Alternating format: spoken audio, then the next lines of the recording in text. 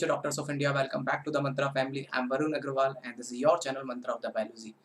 हम काफ़ी समय से फोटो सिंथेसिस के बारे में हम स्टडी कर रहे हैं, जिसमें हमने बहुत सारा कंटेंट्स के बारे में स्टडी किया है, ठीक है। बहुत छोटे-छोटे टॉपिक के बारे में हमने स्टडी किया। देखिए, मेडिकल एग्ज़ाम्स को क्रैक करने के लिए बहुत ज़रूरी है कि आपको एनसीईआरटी की एक-एक लाइन के बारे में आइडिया हो, क्योंकि क्वेश्चंस कभी-कभी एक-एक लाइन से बन के आ जाता है, जो हमारे लिए कभी-कभी अनएक्सपेक्टेड होता है। तो हमेशा आपको एनसीईआरटी कि एक-एक लाइन का जब तक आपको आइडिया नहीं होगा regarding the definition, regarding the terms, regarding the example, regarding the scientist name, okay, and regarding the characterization, many things, okay. So that's why medical exams में बच्चे कभी-कभी स्किप कर जाते हैं, क्योंकि वो कभी-कभी कुछ ऐसे सेंटेंस होते हैं, कुछ ऐसे लाइन्स होती है जिसको हम सोचते हैं कि ये इतना इम्पोर्टेंट नहीं है, but it's also important part. That's why we should give full concern to the NCERT. So इसलिए हमने अभी अपना कंटेंट एनसीईआरटी के अकॉर्डिंग ही हम प्रिपेयर करते हैं। क्लियर? सो आज का जो हमारा लेक्चर है, the lecture is based on the factor affecting the photosynthesis, कि कैसे कौन-कौन से एक्सटर्नल और इंटरनल फैक्टर हैं जो फोटोसिंथेसिस को इफेक्ट करते हैं, ठीक है। सारे जितने भी फैक्टर के बारे में हम स्टडी करेंगे, जितने भी फैक्टर्स होंगे, ओके, वो सारे फैक्टर डायरेक्टली ही फोटोसिंथेसिस को इफेक्ट करते हैं। क्लियर? इससे पहले कुछ डिफरेंट पॉइंट्स हैं जिनके बारे में हमें स्टडी करना बहुत ज़रूरी है, क्योंकि कभी-कभी मेडिकल एग्जाम्स में इनमें क्वेश्चंस आते हैं, जैसे कि रेड फिनोमिना। ये रेड फिनोमिना या फिर इमर्शन फिनोमिना के नाम से कई बार क्वेश्चन पूछा गया है ये, ओके, या इमर्शन एनहांसमेंट के नाम से क्वेश्चन पूछा जाता है ये, लेकिन ये एनसीईआरटी में नहीं है, ठीक है, लेकिन ये क्वेश्चन पूछा जाता है, दैट्स व्हाई मैं इसको यहाँ पे इंक्लूड कर रहा हूँ, ठीक है। रेट्रो फिनोमिना बेसिकली कहना क्या चाहता है, मैं आपको पहले बेसिक्स लाइन बता देता हूँ। रेट्रो फिनोमिना के अकॉर्डिंग जब हम कभी रेट्रो फिनोमिना के अकॉर्डिंग जब हम लाइट प्रोवाइड करते हैं, ओके, मोर देन 680 नैनोमीटर, तो फोटोसिंथेसिस की जो यील्ड होती है वो कम हो जाती है। इट मीन जब हम एक ऐसी वेवलेंथ की लाइट प्रोवाइड करते हैं फोटो सिस्टम को, ठीक है, जिसकी वेवलेंथ 680 नैनोमीटर से ज़्यादा होती है, और 680 नैनोमीटर पे ज़्यादा मतलब 700 एनएम, 700 मतलब रेड लाइट। जब हम रेड लाइट प्रोवाइड करते हैं फोटो सिस्टम को, तो केवल ध्यान रखना, केवल जब हम 700 नैनोमीटर की लाइट प्रोवाइड करते हैं केवल, तो उससे फोटोसिंथेटिक की जो यील्ड होती है वो कम हो जाती है, जिसको हम रेड ड्रॉप कहते हैं, ठीक है। केवल हम जब 700 एनएम के ऊपर जब लाइट फोटो सिस्टम को प्रोवाइड करते हैं, जो क्वांटम यील्ड होता है बेसिकली वो कम हो जाता है, जिसको हम रेड ड्रॉप कहते हैं, ठीक है। क्योंकि इमर्शन ने ही इसको बेसिकली लाइस को प्रूव किया था। उन्होंने डिफरेंट वेवलेंथ के ऊपर स्टडी किया, फिर उन्होंने फाइंड आउट किया कि रेड ड्रॉप एक फिनोमिना उन्होंने दिया कि जब हम रेड लाइट जो प्रोवाइड करते हैं, तो फोटोसिंथेटिक की जो क्वांटम यील्ड होती है डाउन हो जाती है, ओके। अभी क्वांटम यील्ड क्या होता है? क्वांटम यील्ड का मतलब है that relate with the release of oxygen molecule. देखिए, फोटोसिंथेसिस कितना एफिशिएंटली चल रहा है उसको बेसिकली जानने का सबसे बेस्ट वे होता है, या तो ग्लूकोज कितना प्रोड्यूस हो रहा है या ऑक्सीजन कितनी निकल रही है। तो ग्लूकोज कितना प्रोड्यूस हो रहा है वो तो बेसिकली क्या होता है, सेल के अंदर होता है, लेकिन ऑक्सीजन जनरली सेल से बाहर आती है, तो हम उसको डिटेक्ट कर सकते हैं थ्रू डिफरेंट सेंसर्स। सो कितना ऑक्सीजन रिलीज हो रहा है, it is directly proportional to the photosynthetic rate. Clear? So maximum 8 quantum required for the release of 1 mole of oxygen, कि अगर आपको 1 मोल ऑफ ऑक्सीजन रिलीज करना है तो आपको 8 क्वांटम की रिक्वायरमेंट होती है। क्लियर? सो इट मीन्स एक क्वांटम कितना हो गया? एक क्वांटम हो गया आपका 1/8 इंटू मोल ऑफ ऑक्सीजन, मतलब एक क्वांटम कितना हुआ? पूरे मोल ऑफ ऑक्सीजन का 1/8, या मतलब एक, या फिर ऐसा कह सकते हो कि 1 मोल ऑक्सीजन का 12.5%, ठीक है। इसका मतलब ये है कि आपको 8 क्वांटम चाहिए होते हैं, ठीक है। अगर इन केस मान के चलो कि अगर आपकी फोटोसिंथेटिक यील्ड का क्वांटम से क्या रिलेशन है, फॉर एन एग्जांपल ये कैसे रिलेशन है? देखिए, एक क्वांटम क्या होता है जिसके अंदर क्लोरोफिल मॉलिक्यूल्स होते हैं, ठीक है। एक क्वांटम के अंदर अराउंड 230 क्लोरोफिल मॉलिक्यूल्स होते हैं।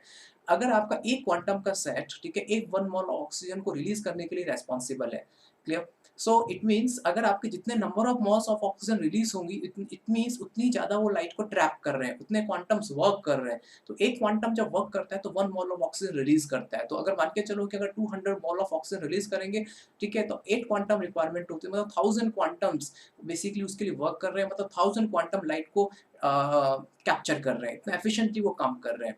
So however if they are combined with a shorter wavelength, ठीक है, तो इसकी जो यील्ड होती है, मतलब क्वांटम की जो ऑक्सीजन रिलीज करने की जो एक यील्ड होती है वो इंक्रीज हो जाती है, ओके,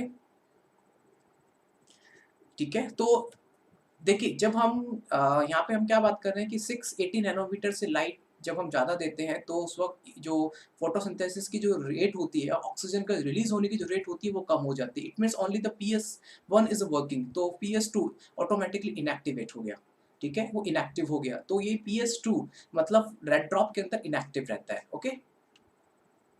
जैसे आपके सामने यहाँ पे आप देख सकते हैं, तो अगर आप 680 नैनोमीटर से कम और 680 नैनोमीटर से ज़्यादा की लाइट अगर एक साथ प्रोवाइड करते हो, सो उस केस में आपका जो फोटोसिंथेटिक की जो यील्ड है, मतलब ये ऑक्सीजन रिलीज़ होने की जो यील्ड है, या फिर कह सकते हो क्वांटम की लाइट ट्रैप करने की जो एफिशिएंसी है, वो इंक्रीज़ हो जाती है। तो इसको बोलते हैं इमर्सन एनहांसमेंट। तो इमर्सन ने दोनों फोटो सिस्टम को एक साथ यूटिलाइज़ किया, तो देखा कि फोटोसिंथेसिस की रेट ऑटोमैटिकली इंक्रीज़ हो गई। इसका रीज़न क्या है, ये आपको पता होना चाहिए। हम स्टडी ऑलरेडी कर चुके हैं इसके बारे में कि केवल अगर आप रेड लाइट देते हैं तो क्यों फोटोसिंथेसिस की रेट कम हो जाती है, that you should know. Okay, now law of limiting factor, देखिए ये एक ऐसा फैक्टर है जो कि ब्लैकमैन ने 1905 में इसकी बेसिकली स्टडी की थी। इससे एग्जैक्टली मतलब क्या है इसका, देखिए ये उसमें बहुत कुछ लिखा हुआ है, मैं जनरली आपको समझा देता हूँ। देखिए, लिमिटिंग फैक्टर का ये रूल है कि एक किसी भी पर्सन की एफिशिएंसी अगर 10 फैक्टर पे डिपेंड करती है, फॉर एन एग्जांपल उसके 10 फैक्टर पे डिपेंड करती है, ठीक है? तो सबसे मोर इफेक्टिव कौन-सा इफेक्ट करेगा? जो सबसे कम क्वांटिटी के अंदर होगा। ये सिंपल सी बात है, एक हर हर जगह होता है कि मान के चलिए कि आपको 10 चीज़ों की चाह है, वो 10 चीज़ें आपको मिल गई। लेकिन आपको उसमें से एक चीज़ कम क्वांटिटी में मिली, तो आपका ध्यान उसी कम पे जाता है कि वो कम क्यों मिला हमें। वो 9 जो सबसे ज़्यादा है, उसके लिए हम ज़्यादा कंसर्न नहीं होते, that is also Blackman limiting theory. Blackman के अकॉर्डिंग अगर एक फोटोसिंथेसिस को इफेक्ट करने के लिए अगर नंबर ऑफ पैरामीटर्स हैं, लेकिन सबसे ज़्यादा इफेक्ट कौन करेगा? जो सबसे मिनिमम क्वांटिटी के अंदर होगा, that is the law of limiting factor. ये law of limiting factor humans के भी ऊपर अप्लाई होता है। अगर आपके मान के चलो कि rate of chemical process is directly proportional to the limited nutrient, जो सबसे कम क्वांटिटी में होगा, केवल वही सबसे ज्यादा इफेक्ट प्रोड्यूस करेगा, ओके? अब है आपके कौन-कौन से फैक्टर फोटोसिंथेसिस को इफेक्ट करते हैं। ये सारे नंबर ऑफ फैक्टर्स आपके सामने हैं। इसके बारे में हम सारे फैक्टर्स के बारे में ऑलमोस्ट हम स्टडी कर चुके हैं। इसमें से कुछ एक्सटर्नल फैक्टर हैं और कुछ इंटरनल फैक्टर हैं। इनसे मेडिकल क्वेश्चन एग्जाम में क्वेश्चंस बहुत बार लाइनों में से निकाला जाता है क्वेश्चन। सो इसलिए इनके बारे में जानना, डिटेल में जानना बहुत ज़रूरी है। मेडिकल में तो एम्स में इससे अच्छे-अच्छे क्वेश्चन पूछे जाते हैं, क्योंकि लॉजिकल क्वेश्चन से जनरेट होते हैं। ओके? बाय द वे, वैसे हम ये सभी चीज़ों के बारे में हम ऑलरेडी स्टडी कर चुके हैं। क्लियर? नाउ अगर हम सनलाइट के बारे में देखें, तो सनलाइट जो है उसको हम 3 वे से ऑब्जर्व कर सकते हैं, जैसे कि intensity of light, quality of light and duration of light. Intensity of light, basically intensity मतलब जितनी लाइट की इंटेंसिटी बढ़ती है, फोटोसिंथेसिस की रेट बढ़ती है। ये हमें पता है अच्छे से। ठीक है? सो देखिए, फोटोसिंथेसिस का एक डायरेक्ट रिलेशन होता है CO2 फिक्सेशन से। तो यहाँ पे इन्होंने क्या किया, लाइट की इंटेंसिटी को CO2 फिक्सेशन के साथ में उन्होंने रिलेट किया है। ठीक है? उन्होंने यहाँ पे रिलेट किया है कि अगर आपकी फॉर एन एग्जांपल, अगर आपकी इंटेंसिटी ऑफ लाइट ज़्यादा है, तो CO2 फिक्सेशन उसी रेट पे हाई होता है। लेकिन अगर आपका इंटेंसिटी ऑफ लाइट कम है, तो CO2 फिक्सेशन उसी अकॉर्डिंग कम होगा। लेकिन it is also up to limit, ऐसा नहीं है कि आप एक ऑप्टिमम वैल्यू होनी चाहिए इंटेंसिटी ऑफ लाइट की। अगर आप ज़्यादा कर दें तो प्रॉब्लम है, कम कर दें तो प्रॉब्लम है। So always intensity of light it should be at the optimum level. So at higher intensity gradually the rate does not slow further increase as other factor become limiting. मतलब exactly ये कहना ये चाहते हैं कि अगर आप लाइट की इंटेंसिटी को बढ़ाते भी हैं, सो आपका जो फोटोसिंथेसिस की रेट है इतनी ज़्यादा स्लो नहीं होती जितने कि अदर फैक्टर्स को स्लो कर देते हैं। ठीक है? तो देखिए, इंटेंसिटी ऑफ लाइट मेजरली इतना लिमिटिंग फैक्टर नहीं है फोटोसिंथेसिस में। ठीक है? इतना लिमिटिंग फैक्टर नहीं माना जाता फोटोसिंथेसिस में के अंदर। Light is a rarely limiting factor in the nature. Increase in the light beyond a point cause a breakdown of chlorophyll and decrease in the photosynthesis. मैंने बोला ना कि एक वैसे तो बेसिकली इंटेंसिटी ऑफ लाइट एक ऐसा लिमिटिंग फैक्टर है नहीं, ठीक है? Intensity of light limiting factor है नहीं, बट अगर कुछ ज़्यादा ही वो हो जाए, तो उससे क्या होता है, क्लोरोफिल जो पिगमेंट है उसका डिस्ट्रॉय होने के चांसेस होते हैं, या फिर उसमें जो इन्वॉल्व डिफरेंट एंजाइम्स होते हैं उसके डीनेचर होने के चांसेस होते हैं। तो दैट्स व्हाई क्या होता है कि फोटोसिंथेसिस की जो रेट होती है वो डिक्रीज हो जाती है। जैसे कि आप यहाँ देखेंगे, there is a graph between the light intensity and the rate of photosynthesis. Here we are discussing about the rate of photosynthesis is directly proportional to the CO2 fixation. आप ये rate of photosynthesis लिख सकते हैं या फिर CO2 fixation लिख सकते हैं. तो आप देखेंगे light of intensity at up to the B level, up to the B point, the rate of photosynthesis directly proportional है, मतलब linear है. समझ में आ गया? लेकिन जैसे ही लाइट ऑफ इंटेंसिटी बढ़ जाती है, मतलब एक उसकी ऑप्टिमम वैल्यू से इंक्रीज हो जाती है, तो उस वक्त रेट ऑफ फोटोसिंथेसिस कांस्टेंट हो जाता है, और फिर भी अगर आप बढ़ाएंगे तो उस वक्त उसके बाद वो डाउन होना स्टार्ट हो जाती है, बिकॉज उसमें स्ट्रोमा में प्रेजेंट आपका रूबिस्को एंजाइम्स है वो डिस्ट्रॉय हो जाता है, chlorophyll molecule itself is a pigment, वो डिस्ट्रॉय हो जाता है. सो ऐसे चांसेस होते हैं. ठीक है. Rate of photosynthesis become saturated at 10% of full sunlight. मान के चलो कि दिन के समय में अगर आप फुल सनलाइट दे रहे हैं तो उसका 10% पार्ट में फोटोसिंथेसिस पूरा आपका सैचुरेटेड हो जाएगा, मतलब उसको पूरी सनलाइट की जरूरत नहीं है, सिर्फ 10% पार्ट पे ही वो सैचुरेटेड हो जाता है. क्लियर? हाँ, लेकिन जैसे मैंने बताया कि लाइट इंटेंसिटी एक तरह का इशू है, ठीक है, एंड लेकिन लाइक कहने का मतलब है कि एक लिमिटिंग फैक्टर की तरह काम करता है. लेकिन जो शेड और डेंस फॉरेस्ट होते हैं, शेड एंड डेंस फॉरेस्ट होते हैं, तो वहाँ पे आप देखेंगे वहाँ की जो वहाँ पे क्या होता है कि शेड एंड डेंस फॉरेस्ट होता है, डेंस एंड जो डेंस फॉरेस्ट अगर आप देखेंगे या फिर जो शेड फॉरेस्ट देखेंगे, वहाँ पे ये जो लाइट है ये एज ए लिमिटिंग फैक्टर काम करती है, क्योंकि वहाँ पे लाइट ज़्यादा नीचे तक पहुँच ही नहीं पाती है. लेकिन फिर भी आप देखेंगे तो फिर भी अगर आप देखेंगे तो उनकी जो लीफ होती है वो ज़्यादा ग्रीन होती है rather than the other plants, क्योंकि उनमें जो प्रेजेंट क्लोरोफ जो उनके फिल होता है कंटेंट उनमें ज़्यादा होता है. लेकिन अगर वही लाइट की इंटेंसिटी अगर आप ज़्यादा बढ़ा देंगे तो वो वहाँ पे वो लिमिटिंग फैक्टर की तरह काम करने लग जाएगा, क्योंकि इसका रीज़न ये होता है क्योंकि ये सारे एवरग्रीन प्लांट्स होते हैं जो कि कम लाइट के अंदर रहना ही पसंद करते हैं. लेकिन जैसे कि आपके ट्रॉपिकल फॉरेस्ट के प्लांट हैं जो जनरली बाहर नेचर में रहते हैं, ठीक है, तो वो हाई लाइट के अकॉर्डिंग अपने आप को लाइक एक्लिमेटाइज कर लेते हैं, तो वो हायर जो बेसिकली हायर लाइट के इंटेंसिटी के ऊपर सर्वाइव कर पाते हैं. क्लियर? क्वालिटी ऑफ लाइट से मतलब है कि अगर आप उनको रेड और ब्लू लाइट प्रोवाइड करते हैं तो, लेकिन it should be in a combination. केवल रेड और केवल ब्लू करने से फोटोसिंथेसिस की रेट डाउन हो जाती है. तो क्वालिटी से मतलब है कि रेड और ब्लू लाइट दोनों एक साथ करनी चाहिए. ठीक है. Duration of light and a photo period. देखिए इसका मतलब ये है कि आप जब कंटिन्यूअसली उनको लाइट प्रोवाइड करते हैं तो आपके फोटोसिंथेसिस की रेट नो डाउट इंक्रीज होती है.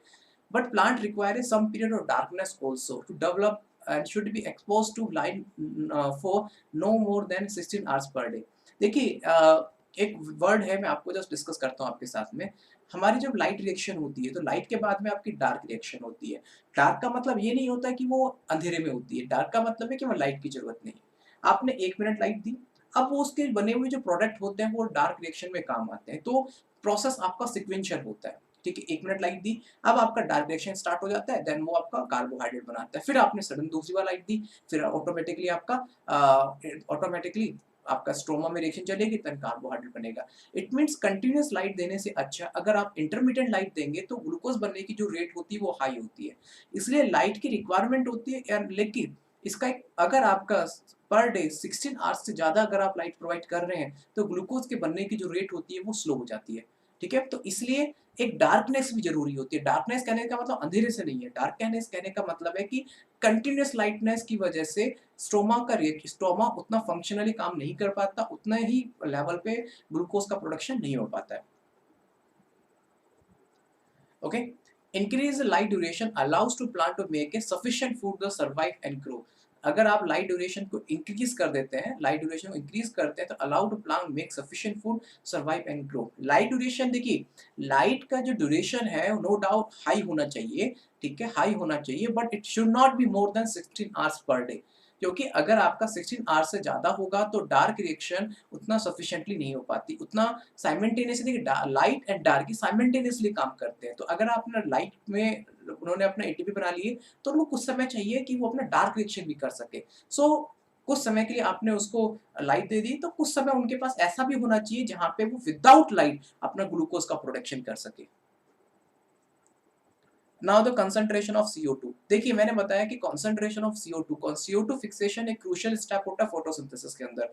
वी नो कि फोटो एक पूरे एटमॉस्फेयर में लेस देन 1% CO2 अवेलेबल होती है. ठीक है, तो उस लेस देन 1% ऑफ CO2 में ही प्लांट को फोटोसिंथेसिस करना होता है। सो अगर आप CO2 की कंसंट्रेशन 0.05% से ऊपर कर दें, तो CO2 फिक्सेशन की जो रेट होती है वो इंक्रीज आप कर सकते हैं। तो CO2 फिक्सेशन बहुत ज़रूरी होता है एक फोटोसिंथेसिस के लिए। लेकिन कभी-कभी क्या होता है, अगर ये 0.05 से इंक्रीज़ कर दी जाए, 0.05 से अगर वो इंक्रीज़ कर दी जाए, सो एक्ज़ैक्टली व्हाट हैपन, CO2 के हाई होने की वजह से, देखिए हर एक पैरामीटर की लो वैल्यू भी डेंजरस होती है, हायर वैल्यू भी डेंजरस होती है। अगर आप यहाँ पे CO2 फिक्सेशन बहुत ज़रूरी है, एक अच्छी क्वांटिटी बहुत ज़रूरी है, सम ऑप्टिमम क्वांटिटी बोलते हैं। लेकिन अगर आप ऑप्टिमम क्वांटिटी ज़्यादा CO2 प्रोवाइड करेंगे तो क्या होगा, उस क्वांटिटी में स्टोमेटा की जो ओपन होने की जो रेट होती है वो कम हो जाती है। उसमें स्ट्रेस कंडीशन आ जाती है, जिसकी वजह से फोटोसिंथेसिस की रेट डाउन हो जाती है, जिसको हम CO2 टॉक्सिसिटी कहते हैं। क्लियर? तो वो CO2 के जो अपटेक रेट होती है वो कम हो जाती है। ये लाइन जो लास्ट वाली है, इससे मेडिकल क्वेश्चन आ चुका है पहले भी, कि लो लाइट कंडीशन पे, लाइट की कंडीशन कभी भी लो नहीं होनी चाहिए, it should B high. It should B high but not more than high. Not more than high, कि अगर लो लाइट इंटेंसिटी है तो ना कोई C3 प्लांट ना C4 प्लांट CO2 फिक्सेशन कभी नहीं कर पाएगा। तो हमेशा आपकी जो लाइट है इंटेंसिटी वो हमेशा हाई होनी चाहिए। ठीक है?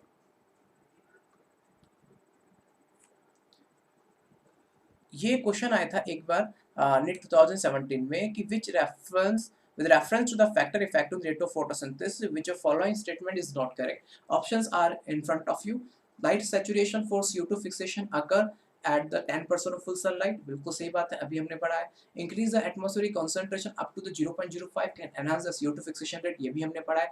C3 plant respond to the high temperature with enhanced photosynthesis, while C4 plant have a lower temperature optimum, ये लाइन गलत है, क्योंकि जो C4 प्लांट होते हैं ये हायर इंटेंसिटी के ऊपर भी काम कर पाते हैं। लेकिन अगर आप C3 प्लांट को अगर हाई इंटेंसिटी ऑफ लाइट चली जाए तो होगा क्या, कि उनमें फोटो रेस्पिरेशन स्टार्ट हो जाएगा। ओके, नाउ CO2 जैसे अभी, सॉरी, टेम्परेचर, हाँ, टेम्परेचर में जैसे मैंने आपको बताया कि टेम्परेचर का सबसे इंपॉर्टेंट रोल कहाँ पे होता है। लाइट रिएक्शन इतनी ज़्यादा सेंसिटिव नहीं होती जितनी डार्क रिएक्शन होती है, क्योंकि डार्क रिएक्शन के अंदर रूबिस्को एंजाइम होता है जो कि टेम्परेचर सेंसिटिव होता है। That's why we should give a optimum level of the temperature. देखिए लाइट की इंटेंसिटी डायरेक्टली प्रोपोर्शनल होती है टेम्परेचर से, और लाइट की इंटेंसिटी से डायरेक्टली प्रोपोर्शनल होता है आपका CO2 फिक्सेशन। तो इट मीन्स आपकी जितनी हाइट लाइट की इंटेंसिटी जितनी ही हाई होगी, उतना ही ज़्यादा टेम्परेचर होगा सराउंडिंग में, और उतने ही अकॉर्डिंगली आपका CO2 फिक्सेशन की रेट उसके अकॉर्डिंग इंक्रीज होगी। जैसे कि आपको पता है कि अगर जब लाइट की इंटेंसिटी बहुत ज़्यादा हो जाती है तो प्लांट फोटो रेस्पिरेशन करना स्टार्ट कर देते हैं, क्योंकि रूबिस्को एंजाइम की प्रॉपर्टी चेंज हो जाती है। लेकिन C4 प्लांट ऐसा नहीं होता, कि वो हाई लाइट इंटेंसिटी के ऊपर भी काम कर पाते हैं। क्लियर? कभी-कभी ऐसा भी होता है कि कुछ फोटोसिंथेसिस के ऐसे प्लांट्स होते हैं जो कि टेम्परेचर के अकॉर्डिंग अपने आप को अडॉप्ट कर चुके होते हैं। जैसे कि अगर ट्रॉपिकल प्लांट्स देखें तो वो टेम्परेट क्लाइमेट में, जहाँ पे क्लाइमेट थोड़ा-सा नमी रहती है, और जो ट्रॉपिकल प्लांट है, जो ड्राई प्लांट्स होते हैं, वहाँ पे वो हाई टेम्परेचर में सर्वाइव कर लेते हैं। लेकिन जो ट्रॉपिकल टेम्परेट क्लाइमेट के अंदर जो पाए जाने वाले प्लांट्स हैं, वो कम टेम्परेचर पे ही सर्वाइव कर पाते हैं। ठीक है? The fact the C3 plant respond to the higher concentration bye